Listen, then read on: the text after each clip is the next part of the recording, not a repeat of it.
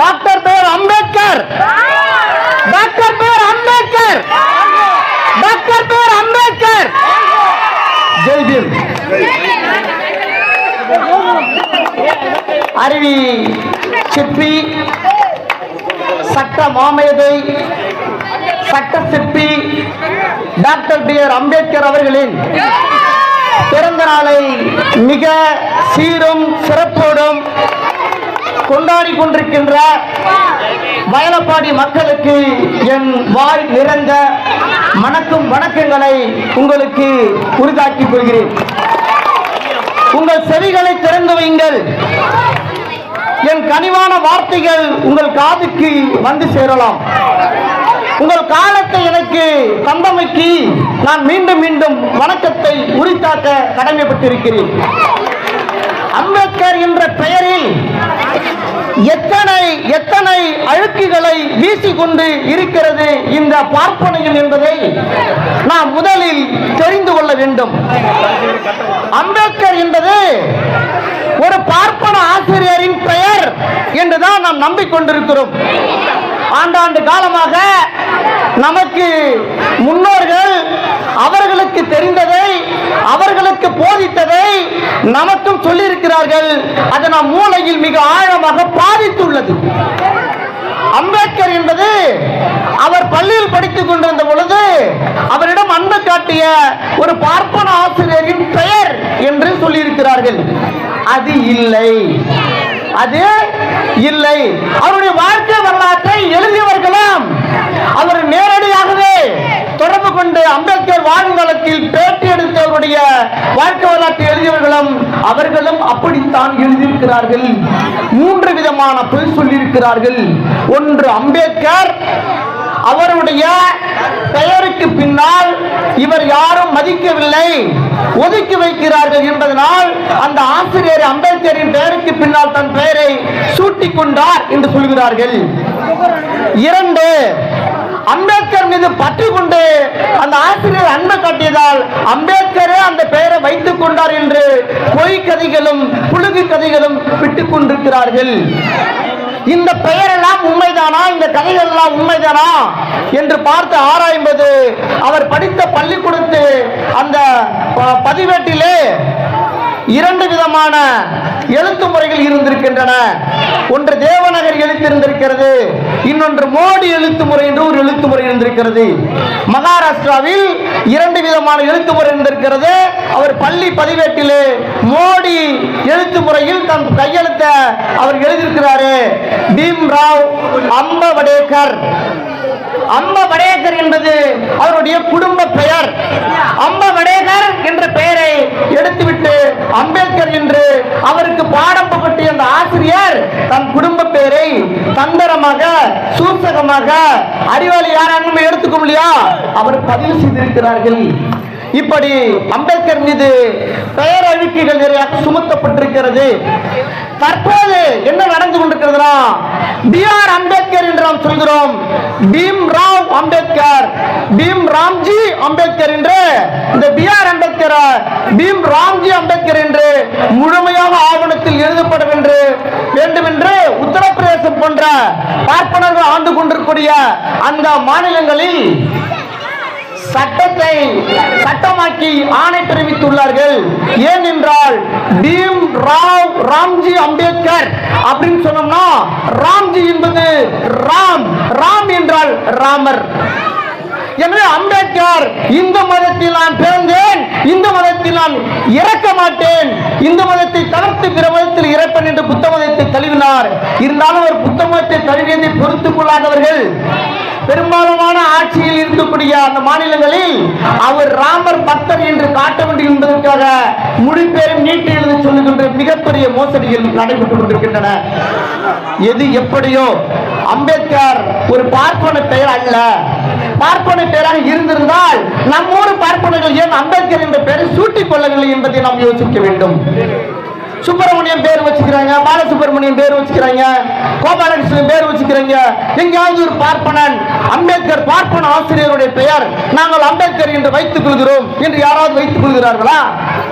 வைத்துக் கொள்ளவில்லை. எனவே அந்த பெயருக்கு பின்னால் இருக்கக்கூடிய குடிப்பெயரை அளிக்க வேண்டும். அவரும் இந்து மதத்தை சார்ந்தவர் என்று அளித்துக் கொள்ள வேண்டும். அம்பேத்கர் இறந்தும் இன்னும் நம்மளை ஆண்டு கொண்டிருக்கிறார். அம்பேத்கர் படம் பண்ணாத ஒரு அரசியல் தலைவர்களும் ஒரு அடி எடுத்து வைக்க முடியாத காலச்சூழல் இருந்திருக்கிறது. அது பார்ப்பன கட்சியாக இருந்தாலும் சரி, இல்ல புதிதாக தோன்றிய கட்சியாக இருந்தாலும் சரி, அம்பேத்கர் படம் இல்லாமல் இன்று அரசியல் நடக்காது என்பதை இன்று நான் கூறிக்கொண்டு, எத்தனையோ கடிதங்களை நாம் எழுதியிருப்போம். உதாரணத்துக்கு நேரு அவர்கள் தன்னுடைய மகளுக்கு 48 ஆண்டுகள் கடிதம் எழுதினார் என்று சொல்கிறார்கள். கடிதம் அன்றும் இருக்கிறது, இன்றும் இருக்கிறது. சினிமா பாடலில் கடிதம் இருக்கிறது. நான் எழுதுவது கடிதம் அல்ல, அப்படிதான் எழுதினார். அவரு கொஞ்ச நாள் கட்சி வேறப்படுத்தி வரும்போது ஒரு கடிதம் எழுதினேன் அதில் உயிரை அனுப்பினேன். என்னையா கொஞ்ச நாளைக்கு முன்னாடி நான் எழுதுறது கடிதம் சொல்ற, இப்ப நான் எழுதுனது கடிதம், அந்த கடிதத்துல எழுத்து அனுப்பல, என் உயிரை அனுப்புன்னு சொல்றிய, எதையா உண்மைனாங்க? அந்த கதைக்கு அதை எழுதுனா, இந்த கதைக்கு இதை எழுதுன என்று நாம் நிறைய கடிதங்களை பார்த்திருப்போம். நான் கூட எம்சி ராஜா விடுதியில் இருக்கும்போது எங்க வீட்டுக்கு கடிதம் எழுதுவேன். அதுல ஆடு நலமாக இருக்கிறதா, கோழி நலமாக இருக்கிறதா, பன்றி குட்டி போட்டிருக்கிறதா என்ற செய்திகள் எல்லாம் நாம் விசாரித்திருக்கிறோம். ஏன்னா இது போல தொலைக்காட்சிகள் அப்புறம் தொலைபேசிகள் எதுவும் இல்லாத காலங்கள். ஆனா அம்பேத்கர் ஒரு கடிதம் தன்னுடைய மனைவிக்கு எழுதியிருக்கிறார். அவர் எப்படி எழுதியிருப்பார் என்று பாருங்க. நாம் சொல்றோம் இல்லையா, காரல் மார்க்ஸ் மூலதன நூலை எழுதும் போது அவர் ரொம்ப பெரிய ஆளாட்டுக்கு புத்தகத்தை எழுதியிருக்காரு. உலகத்திலே பெரிய புத்தகம் சொல்றோம். அவங்க வீட்டுல வறுமை குடியிருந்திருக்கிறது. எப்படிப்பட்ட வறுமைனா, பெத்த பிள்ளைக்கு தொட்டி வாங்க பணம் இல்லை, பிறந்த பிள்ளைக்கு ரொட்டி வாங்க பணம் இல்லை என்பது போலதான் அம்பேத்கருக்கு 4 குழந்தைகள் இறந்திருக்கிறார்கள். அவருடைய வரலாறு படித்தவர்கள் சொல்றார்கள், ஒரு குழந்தை இறந்ததை தன் கணவருக்கு சொல்ல முடியவில்லை என்று சொல்லியிருக்கிறார்கள். எப்படிப்பட்ட துயரம் பாருங்கள். பிறந்த நாம் பிறந்த எல்லோருக்கும், இன்று பிறந்திருக்க எல்லோருக்குமான ஒரு சுதந்திரத்தை, ஒரு அதிகாரத்தை, ஒரு உரிமை பெற்றுத் தருவதற்காக தான் சொந்த குழந்தைகளுடைய பிறப்பையோ தன் மனைவிக்கான ஆசையான அன்பான பொருள்களையோ அவர் வாங்கி கொடுக்கிற இந்த மனச்சஞ்சலத்தோடு ஒரு கடிதத்தை எழுதியிருக்கிறார் என்றால், அந்த கடிதத்தை உங்களுக்கு கூறுகிறேன். தயவு செய்து உங்களுடைய கணவன்மார்களை நீங்கள் கோபித்துக் கொள்ளாதீர்கள். இந்த கடிதத்தை பார்த்தால் தெரிந்து கொள்ளலாம். அது இல்லை இது இல்லை என்று சொல்வதை விட நாம் அனைவரும் நலமாக இருக்கிறோம் என்று அந்த இருப்பு இருக்கிறது இல்லையா, அந்த இருப்பில் தான் நம் பொறுப்பு இருக்கிறது. எனவே அம்பேத்கர் அவர்கள் எழுதிய அந்த கடிதத்தை வாசிப்பதற்கு இந்த விழாவில் வாய்ப்பளித்தமைக்கு நன்றி. ரமா, எப்படி இருக்கிறாய் ரமா? இன்று உன்னையும் யஸ்வந்தையும் அடிக்கடி நினைத்துக் கொண்டே இருக்கிறேன். அதிலும் ரமா, உன்னை நினைக்கும் பொழுது நான் நிறையவே சோர்ந்து விடுகிறேன். கடந்த சில நாட்களாக இங்கே நான் ஆற்றிய உரைகள் பலவும் மிகப்பெரிய விவாதங்களை எழுப்பியிருக்கிறது. வட்டமேசை மாநாட்டில் பேசப்பட்ட உரைகளில் என்னுடையது ஆகச் சிறந்ததாகவும் உத்வேகம் மூட்டக்கூடியதாகவும் இருந்ததாக இங்கு வெளிவரும் நாளேடுகளில் எழுதியிருக்கிறார்கள். ஆனால் மாநாட்டில் என்னுடைய செயல்பாடுகள் அனைத்திலும் வெளிப்படுவது கண்களின் முன்வந்து நிழலாடும் நம் தேசத்தின் ஒடுக்கப்பட்ட மக்களுடைய முகம்தான். ஆயிரக்கணக்கான ஆண்டுகளாய் வலியிலும் வேதனையிலும் அவர்கள் உழந்து கொண்டிருக்கிறார்கள். தாங்கள் படும் வேதனைகளுக்கு எந்த காலத்திலும் ஒரு வழியோ தீர்வோ கிடைக்கப் போவதில்லை என்று அவர்கள் முடிவு செய்து விட்டார்கள். அதில் நான் சற்று அதிர்ந்து தான் போகிறேன் ரமா. இருந்தாலும் அவர்களுக்கு இழைக்கப்படும் கொடுமைகளுக்கு எதிராக நான் இன்றே நின்று கொண்டிருக்கிறேன். அதற்கான மாபெரும் அறிவுசார் வலிமையை எனக்கு நான் உணர்கிறேன். அது உணர்ச்சிகளால் நிரம்பிய என் இதயமும் சிந்தனைகளால் நிரம்பிய என் உள்ளமும் எனக்கு வழங்கிய வலிமையாக இருக்கலாம். என் மனம் அமைதியை இழந்து தவிக்கிறது. நம் ஊரையும் உங்கள் அனைவரையும் தேடுகிறது. உன் இன்மையை நினைத்து ஏங்குகிறேன். யஸ்வந்துக்காக ஏங்குகிறேன். கப்பலில் என்னை வழி அனுப்புவதற்காக என் மீது அன்று நீ வந்திருந்தாய் ரமா.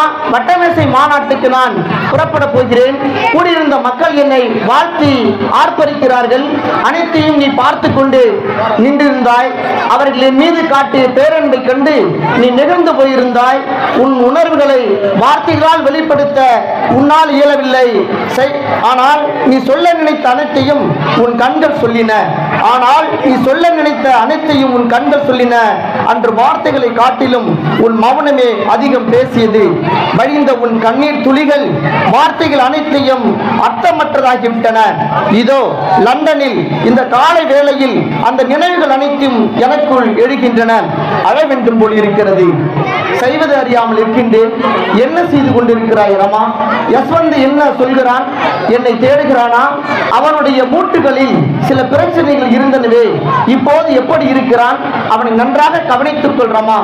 நம்முடைய 4 குழந்தைகளை நாம் இழந்திருக்கிறோம். நம்முடைய 4 குழந்தைகளை நாம் இழந்திருக்கிறோம். தற்போது யஸ்வந்த் மட்டுமே இருக்கிறான். உன் தாய்மையின் அடையாளம் அவன். நாம் அவனை கவனமாக பார்த்துக் கொள்ள வேண்டும். யஸ்வந்தின் மீது எப்போதும் என் கவனம் இருக்கட்டும், உன் கவனம் இருக்கட்டும். அவனுக்கு நிறைய கற்றுக்கொடு. இரவு நேரங்களில் அவனை எழுப்பி படிக்க செய். என் தந்தை அப்படித்தான் என்னை இரவு நேரங்களில் எழுப்பி படிக்க வைப்பார். என்னை எழுப்பி விட வேண்டும் என்பதற்காகவே அவர் தூங்காமல் விழித்திருப்பார். அந்த ஒழுக்கத்தை அவரிடம் இருந்துதான் நான் கற்றுக்கொண்டேன். நான் படிக்க தொடங்கிய பிறகு அவர் உறங்கப் போவார். தொடக்க நிலையில் இரவு நேரங்களில் எழுந்து படிப்பதற்கு மிகவும் சோம்பலாக இருக்கும். இரவு நேரம் ஓய்வாக இருப்பதற்கு தானே தவிர படிப்பதற்கு அல்ல என்று கருதுவேன். ஆனால் நாட்கள் செல்ல செல்ல வாழ்க்கையில் உறக்கத்தை காட்டிலும் கல்வியே முதன்மையானது என்பதை உணர்ந்து கொண்டேன்.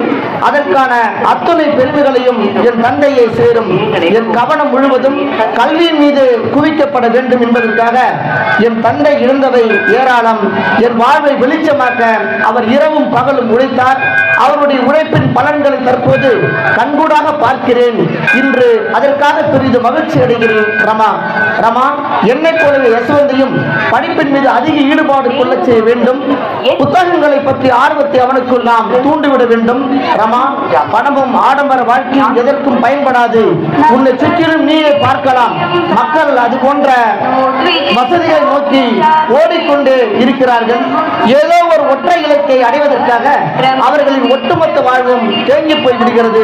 அதற்கு மேல் அவர்கள் வளர்வதும் இல்லை, அடுத்த கட்டத்திற்கு நகர்வதும் இல்லை. அது போன்றதொரு வாழ்க்கையா நம்முடையது? முடங்கி போய்விடக் கூடாது ரமா. நம்மை சுற்றிலும் துன்ப துயரங்களை தவிர வேறு எதுவும் இல்லை. வறுமை மட்டுமே நாம் உற்ற துணையாய் இருக்கிறது. எந்த இடர்பாடுகளும் நம்மை விட்டு விலகுவது இல்லை. அவமானங்களும் ஏமாற்றங்களும் புறக்கணிப்புகளும் நம்மை நிழல் போல் பின்தொடர்ந்து கொண்டு வருகின்றன. எங்கும் பேரில் எப்போதும் பெருவழி. நமக்கான மீட்பர்களாக நாம் மட்டுமே இருக்க வேண்டியுள்ளது. நாம் தேர்ந்தெடுத்துக் கொண்ட பாதைக்கான வழிகாட்டியாகவும் அங்கு நிறுத்தப்பட்டிருக்கும் விளக்குகளுக்கு ஒளிவூட்டியாகவும் நாம் மட்டுமே இருக்கிறோம். அந்த பாதையை வெற்றியை நோக்கி ஒன்றாக நாம் மட்டுமே மாற்ற முடியும். இந்த சமூகத்தில் நமக்கான இடம் எங்கே இல்லை. நமக்கான இடத்தை நாம் மட்டுமே உருவாக்கிக் கொள்ள வேண்டும். இதுதான் நம்முடைய நிலை ரமா. அதற்கேற்ற போன்றதொரு உயர்ந்த கல்வியை யஸ்வந்திற்கு நீ வழங்க வேண்டும் என்று நான் விரும்புகிறேன். அவன் நேர்த்தியாக உடையணிமாறு பார்த்துக்கொள். பண்பட்ட பழக்க வழக்கங்களை அவனுக்கு கற்றுக்கொடு. உயர்ந்த நோக்கங்களை நோக்கி அவன் எண்ணங்களை ஒருமுகப்படுத்து. உன் நினைவுகளை அடிக்கடி பற்றிக் கொள்கிறேன். யஸ்வந்தையும் நினைத்துக் கொண்டு இருக்கிறேன். எனக்கு புரியவில்லை என்பதெல்லாம் இல்லை ரமா.